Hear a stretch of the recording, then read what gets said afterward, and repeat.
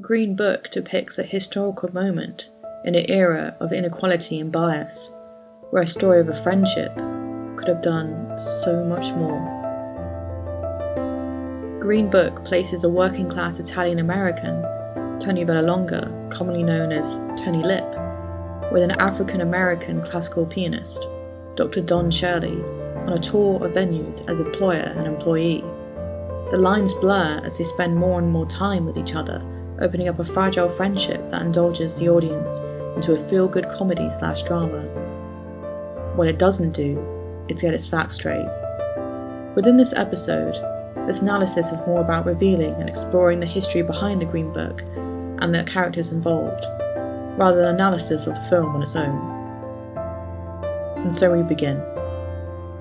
This is 2 takes, and this is 1 shot, an analysis of the film Green Book. Spoilers are ahead. Please be aware that any description of persons that is deemed offensive or racist is based on a historical fact, not opinion. The title and subject matter, apart from the friendship between Tony Lip and Don Shirley, was a reference to the Negro Motorist Green Book, or Negro Traveller's Green Book, written and published by the Harlem-based Post employee Victor H. Green.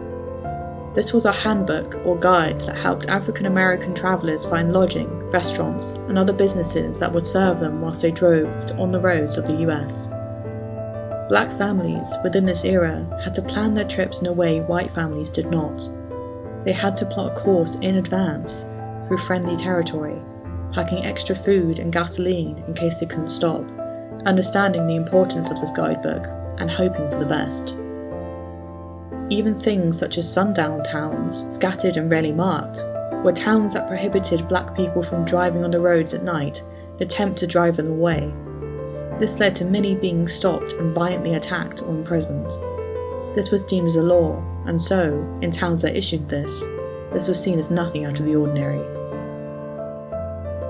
The Green Book itself was published in 1936 to 1966, with a 1962 edition, the year in which the film is set, being established in most of the US, Bermuda, and the Caribbean, with some editions spilling into Mexico, Canada, and Alaska. It wasn't restricted to states that explicit Jim Crow laws, as by this time it was everywhere, North and South America, crossing their borders, as mentioned before. The Jim Crow laws enforced racial segregation, a practice of restricting people to certain facilities and institutions such as libraries, restaurants, and even restrooms on the basis of race. This happened in the American South between the end of the Reconstruction period, 1865 to 1877, following the American Civil War, and the attempts made to readdress inequities of slavery and its legacy in a political, social, and economic standpoint. From the Reconstruction period, this carried on into the beginning of the Civil Rights Movement in the 1950s.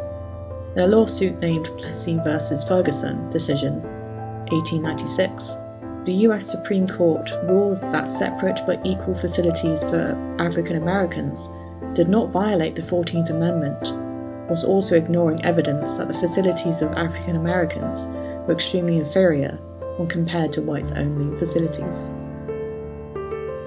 Now, for an important piece of history, the Green Book is rarely seen in the film and mentioned briefly at the beginning when given to Tony Lip, with Don Shirley apparently acting as though it doesn't exist, or alarmingly does not know what it is, which cannot be true.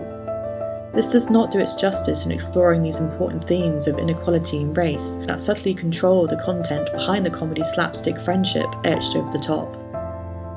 I found myself waiting to see why it was called the Green Book, without any prior knowledge of its history until now, only to be riddled with more questions. Why name this film Green Book if it's rarely going to be shown? I understand the implications of the importance of what the Green Book does for both Tony Lip and Don Shirley, but its small impression doesn't leave its mark on the entirety of the film. The importance instead is led on what is seen from both characters and how, like most comedies/dramas, has a happy ending. There are moments of injustice and cruelty, of racism and slurs, but it doesn't seem to get to the belly of the beast. Like the very short scene of how we find out that Don Shirley is gay, found naked with another man in the showers, is never mentioned ever again throughout the entire film. It's almost like this film is showing only one side of the story. And amazingly, this is true. Let me explain. The Green Book, depicted in 1962, 1 year after the Freedom Riders, is directed by Peter Farrelly and written by Brian Hayes Currie and Nick Vallelonga. The story is based on the true story of Nick's father, Tony Lip, based on interviews and stories he had shared. These interviews about his time with Don Shirley was the main factor behind the film. It was in 2013 that both Tony Lip and Don Shirley died, 3 months apart. But okay, this is good. You have the information straight from the person's mouth, right? However, when Farrelly wanted to make a film about this, Don Shirley refused to participate, leaving the film to have an uneven viewpoint, and when they both died, it was even more biased. It gets even worse when there are scenes within the film that have actor Mahershala Ali playing Don Shirley, announcing that his character does not talk to his family and that he doesn't know where they are. I must note here that Ali phoned Don Shirley's relatives to respectfully apologise, which they accepted. Don Shirley's surviving relatives appear to have been erased from the story, with his brother Maurice and nephew Edwin both exclaiming the film twists the truth, creating narrative falsehoods that have manipulated the friendship that Tony and Shirley had. They recall it being more of an employee/employer relationship, whereas Edwin explains, Dr. Shirley never referenced to Tony as a friend, and called the relationship the only kind of relationship that Dr. Shirley ever had with any of the people he worked with. This lack of information for Don Shirley's character wasn't intentional based on two things. 1. Tony Lip drew an impression of Don Shirley for his friends and family, and whilst making the Green Book, it might be believed that no one questioned whether or not it was honest, or whether anything was exaggerated or even left out. And 2. A white filmmaker was attempting to capture the feelings of a black man about his character that would have been made by presumptions and assumptions based on the lack of information about his identity. K. Austin Collins from the Vanity Fair explains further. It's really something. Everyone seems to agree that Tony Lip had a, shall we say, limited view of black Americans before meeting Shirley. According to his son, he was a product of his times. Italians live with Italians. The Irish live with the Irish. African Americans live with African Americans. The trip with Dr. Shirley, Vallelonga said, opened my father's eyes and changed how he treated people. Yet it is this man's account that became the basis of the entire film. This account, which, from his screenwriter's son's own admission, is informed by a limited, very 1960s, very white understanding of race. Though unreliable on its face, this understanding becomes our lens into the history of this specific black man, which I find to be a shame. The course of the film gives a loose sidelined perspective of race and inequality based on the memories of a white man about a black man. This black man, Dr. Don Shirley, is actually a fascinating character. Although we run around following Tony's redemptive qualities from his low-rent racism to radical acceptor of the black man, Don Shirley's character, because of the now understood backlash of lack of information, does not show his history. Dr. Don Shirley has done a lot. He has performed the Tchaikovsky concert with the Detroit Symphony. He wrote symphonies for the New York Philharmonic and Philadelphia Orchestra. He was part of the Civil Rights Movement, attending the 1965 Selma to Montgomery March. Don Shirley was an incredible man. The film doesn't do him justice, with the concept picking up the anguish and difference in race and equality by what Don Shirley was not allowed to do, and what Tony Lip watched happen, not fully understanding why. Think back to Separate but Equal. Don Shirley was not allowed to use the same restroom as white people, and Don Shirley's defiance for his type of action had him going to some extremes to basically make a point. An example could be during the break between a show. Don Shirley makes Tony Lip drive him back to his hotel around 20 minutes away, just so he could use the restroom in peace.